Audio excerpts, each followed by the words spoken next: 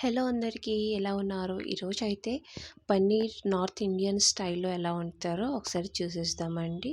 So, ఫస్ట్‌గా కడాయి వేసేసుకొని జీరాలు, దాంట్లో కొంచెం ఎండుమిరపకాయలు, ఉల్లిపాయలు, పచ్చిమిరపకాయలు, టమాటాలు వేసి చక్కగా దాన్ని వేగించేసుకుందామండి. ఒక 2 మినిట్స్ వరకు. ఆ తర్వాత కొంచెం అయితే దాన్ని అల్లం వెల్లుల్లి పేస్ట్ అయితే దాంట్లో యాడ్ చేసేసుకున్నాం. ఆ తర్వాత సరిపోయినంతగా సాల్ట్ దానిలో వేసేసుకొని చక్కగా మిక్స్ చేసుకొని దీన్నైతే ఒక 10 మినిట్స్ వరకు అయితే వదిలేస్తామండి.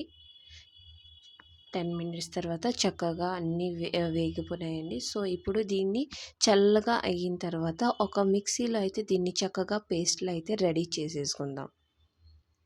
సో, ఇలా రెడీ చేసేసుకున్న తర్వాత, ఆ తర్వాత మనం ఒక కడాయి తీసుకొని దాంట్లో ఆయిల్ వేసేసుకుందాం. దాంట్లో కొంచెం అయితే మసాలాలు వేసేసుకున్నాం. ఆ తర్వాత కస్తూరి మేతి అయితే దాంట్లో యాడ్ చేసేసుకొని, మనం గ్రైండ్ చేసుకున్న పేస్ట్‌ని అయితే దీంట్లో వేసేసుకుందామండి.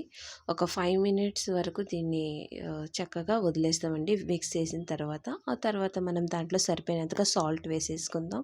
మిరపగుండ వేసేసుకుందామండి దాంట్లో. ఆ తర్వాత కిచెన్ మసాలా అయితే దాంట్లో యాడ్ చేసేసుకొని చక్కగా మిక్స్ చేసేసుకున్నాము. ఆ తర్వాత వాష్ చేసి పెట్టుకున్న మటర్‌ని అయితే దాంట్లో యాడ్ చేసేసుకున్నాం. యాక్చువల్‌గా ఏంటంటే ఇది మటర్ పన్నీర్ మసాలా అనమాట. సో, మటర్ పన్నీర్ మసాలా కర్రీ ఎలా చేయాలో ఆ రెసిపీ అండి. సో, మనం ఇప్పుడైతే దీన్ని ఒక 10 మినిట్స్ వరకైతే కుక్ అయ్యనిస్తామండి మటర్. ఎందుకంటే దాన్ని కూడా చక్కగా కుక్ అవ్వనివ్వాల. ఆ తర్వాత దాంట్లో కొంచెం ఆయిల్ వేసేసుకుందామండి.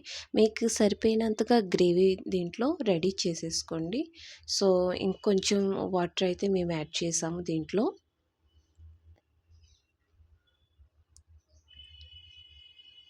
దీంట్లో వాటర్ వేసుకున్న తర్వాత చక్కగా అయితే మిక్స్ చేసుకొని ఇప్పుడు దీన్నైతే ఒక 10-15 మినిట్స్ అయితే దీన్ని కవర్ చేసి వదిలేస్తాం. సో, అంత అయితే గ్రేవీ అయితే రెడీ అయిపోయింది. సో, ఇప్పుడైతే దీంట్లో మనం కట్ చేసి పెట్టుకున్న పన్నీర్ పీసెస్‌ని అయితే దీంట్లో యాడ్ చేసేసుకుందాం.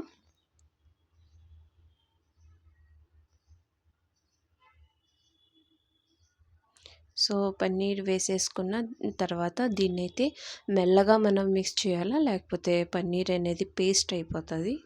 సో, దీంట్నైతే చక్కగా మనం మిక్స్ చేసుకొని మళ్ళీ ఒక 10 మినిట్స్ వరకు అయితే మీడియం ఫ్లేమ్లో పెట్టి దీన్నైతే వదిలేద్దామండి. ఇది 15 మినిట్స్ తర్వాత అయితే చక్కగా కర్రీ అయితే రెడీ అయిపోయింది.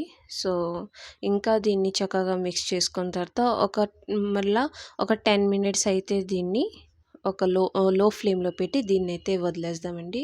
సో, మన పన్నీర్ మసాలా కర్రీ అయితే రెడీ అయిపోయింది.